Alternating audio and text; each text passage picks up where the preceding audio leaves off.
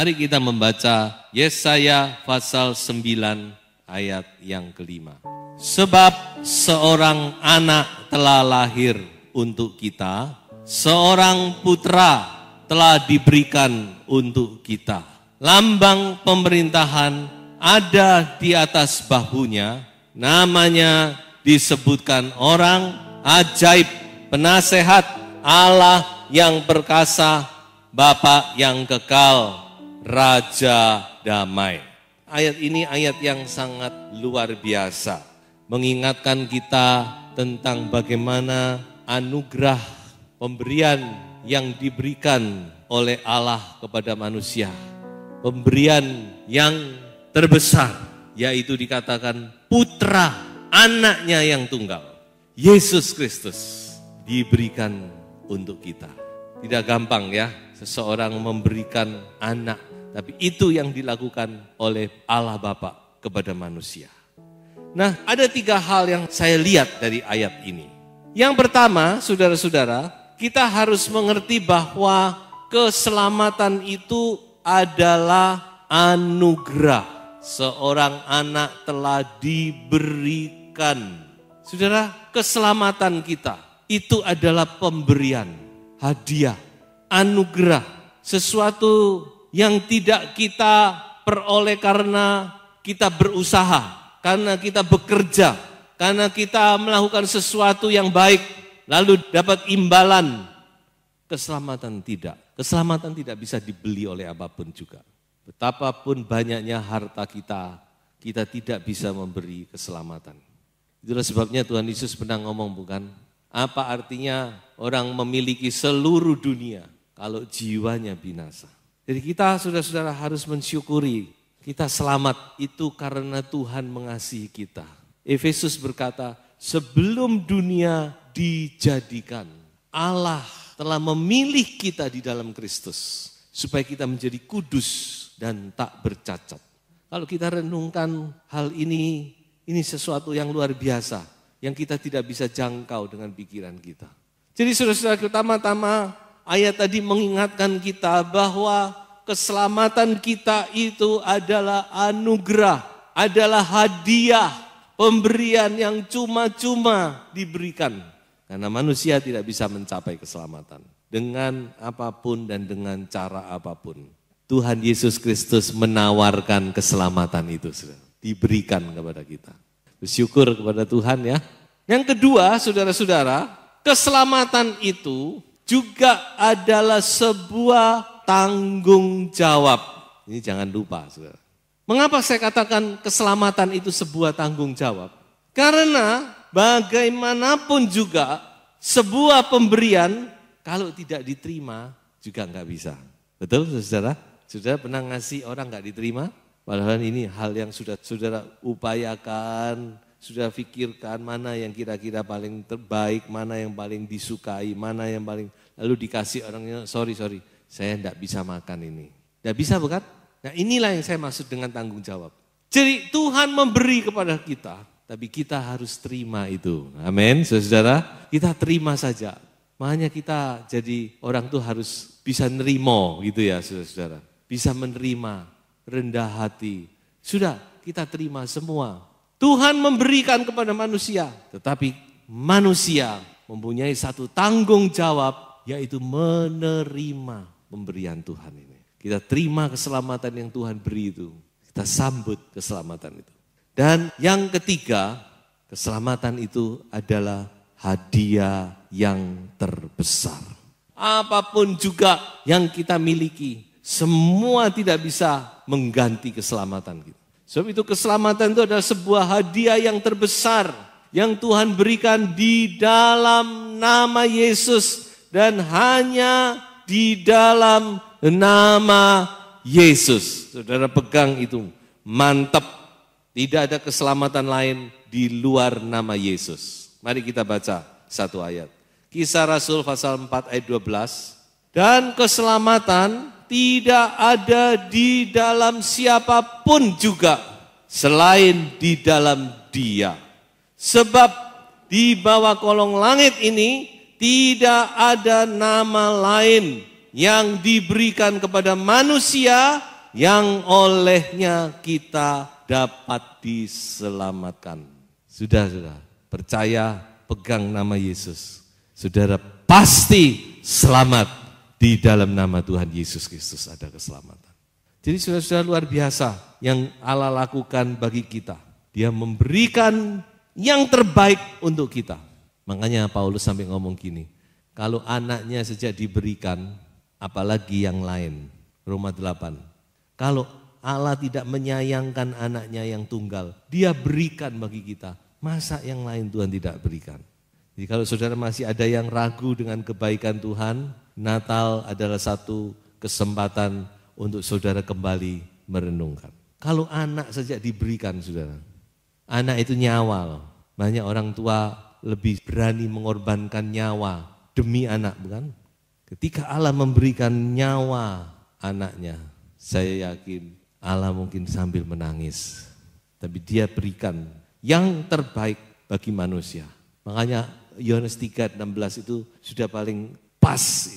Nah, begitu besar kasih Allah kepada dunia ini, sehingga Dia berikan anaknya yang tunggal.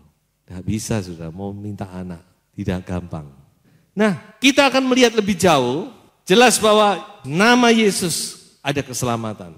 Tapi kalau kita kembali kepada ayat pokok kita tadi, Yesaya mengatakan bahwa Yesus itu juga punya gelar.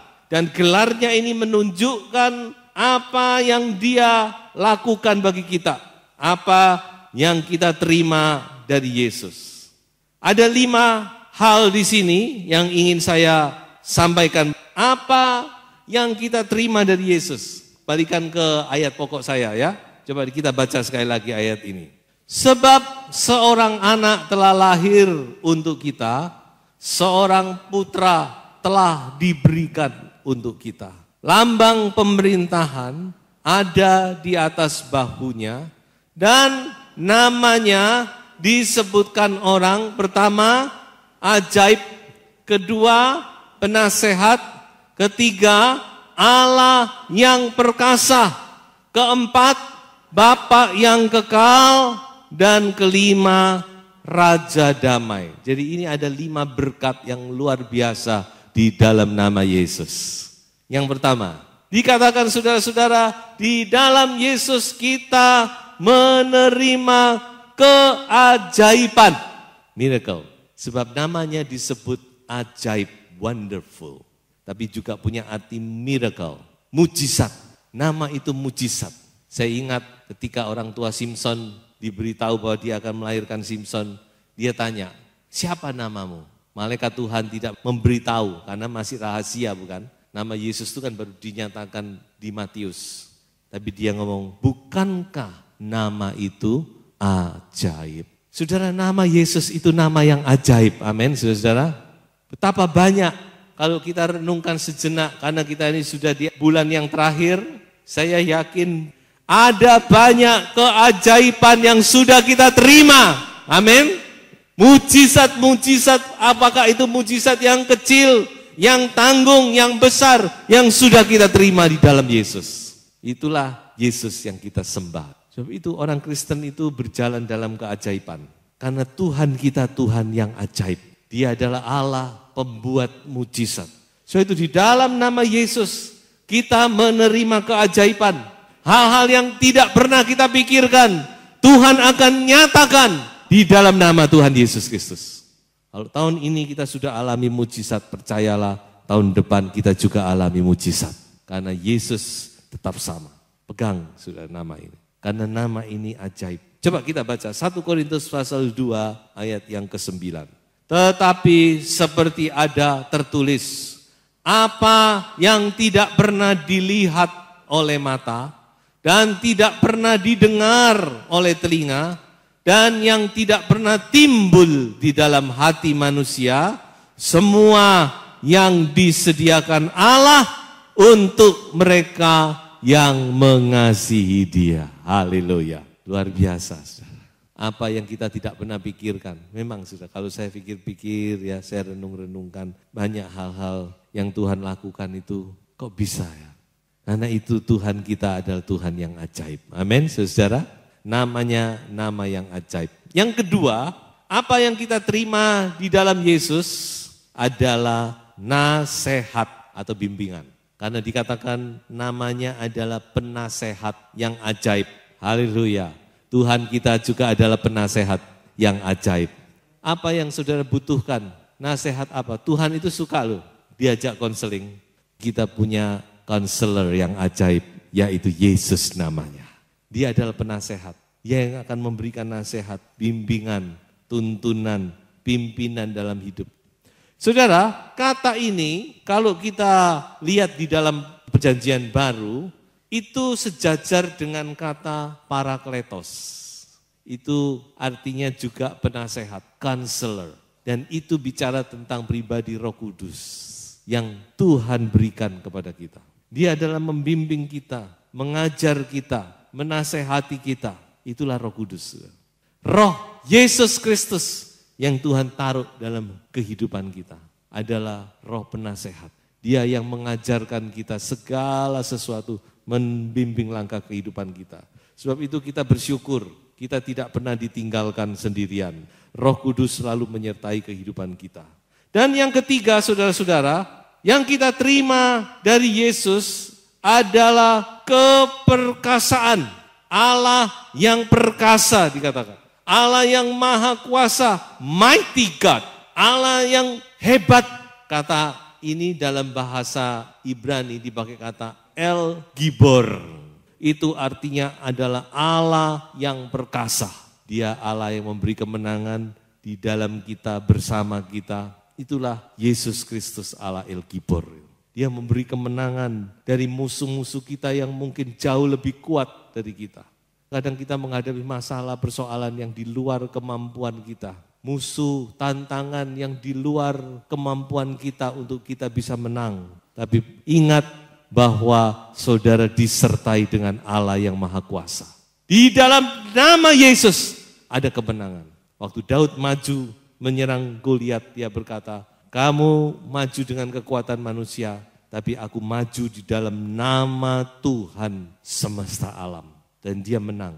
Cara manusia bukan tandingan Daud itu. Tapi karena dia mengandalkan nama itu.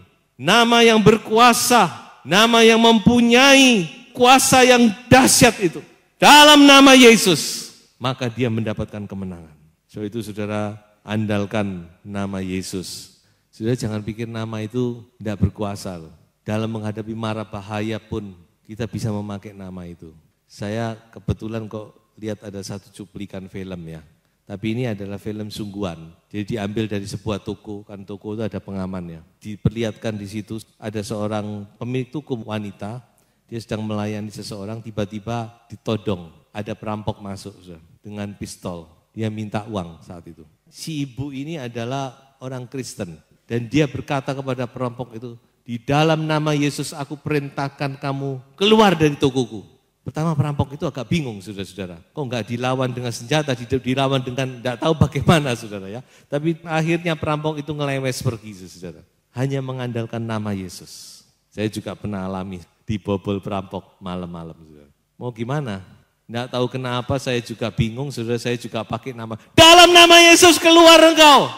Tapi ya mandi juga saudara-saudara ya. Enggak tahu gimana perampoknya tadinya sudah mau mendekati kita sambil bawa pisau itu. Tapi kok dari ketakutan?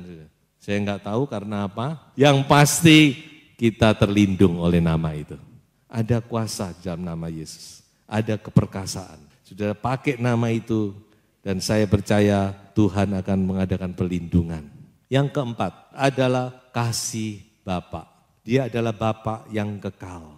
Dunia ini adalah dunia yang krisis kasih Bapa. Tidak tahu bagaimana, saya juga tidak mengerti saudara-saudara. Tapi banyak kali bermasalah, ya ini tidak ada kasih Bapa. Makanya banyak masalah dalam kehidupan masyarakat ya. anak bertumbuh tidak seimbang. Kita tahu banyak bapak di dunia ini tidak sempurna. Dan saya sendiri juga bukan bapak yang sempurna. Sangat terbatas. Tapi Yesus adalah bapak yang sempurna. Bahkan dia adalah bapak yang kekal. Bapak di dunia bisa mendampingi kita, tapi seringkali terbatas.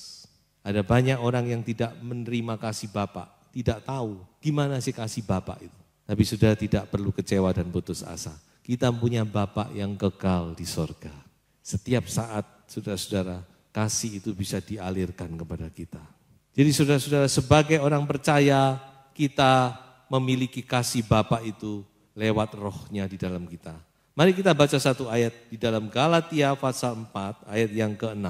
Dan karena kamu adalah anak, maka Allah telah menyuruh roh anaknya ke dalam hati kita yang berseru, ya Aba, ya Bapa.